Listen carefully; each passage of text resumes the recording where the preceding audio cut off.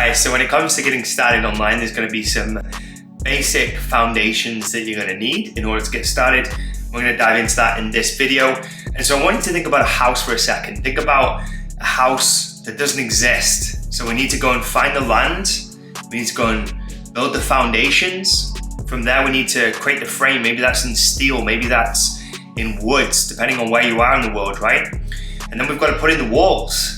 And we've got to put in maybe some plumbing, the electrics. Then we've got to put in maybe the furnishings, paint the walls, make it comfortable. Okay, we've got to make it livable before we can actually use that home, cook in it, sleep in it, watch Netflix in it. Okay, so we've got to put the foundations in place in order to enjoy that home. Now, the same is true when it comes to building online business and getting online clients. We're going to need to actually lay down some foundations, some basics. And I want to cover what those things are with you inside this video, so let's keep going. Now, the first thing you need is some kind of offer. What is it that you're going to offer your audience, and what is it you're going to sell effectively? So that's the first thing you need to decide on. Then you need to map out and figure out what is going to be your beta program. And I say beta just means it's new, you're in a testing phase, because that's typically what you're going to be in with the first 5 to 10 clients. You're going to be in a testing phase, and so you want to have some kind of beta program in place. Then from there, you want to pick a platform. Okay, you want to pick one platform, and I suggest just starting with one platform because it's just easier to actually grow, engage, and create content for one platform versus 3 or 4 in the beginning anyway, right? And so I'd recommend, instead of getting overwhelmed with all the different platforms, just pick one where you have your biggest audience to begin with. And then once you've picked your platform, it's actually a case of mapping out some kind of social media strategy, because as much as I love memes, they're not going to build your business. And so you need to have some kind of strategy in place that's going to allow you to provide value, position your authority, and generate conversations and clients. Okay, and so you need to have some kind of social media strategy in place. Now, once you've got a social media strategy in place and you're creating content, you're going to start generating conversations. And this is very overlooked, but very important. You need to have some kind of messenger process and messenger skills.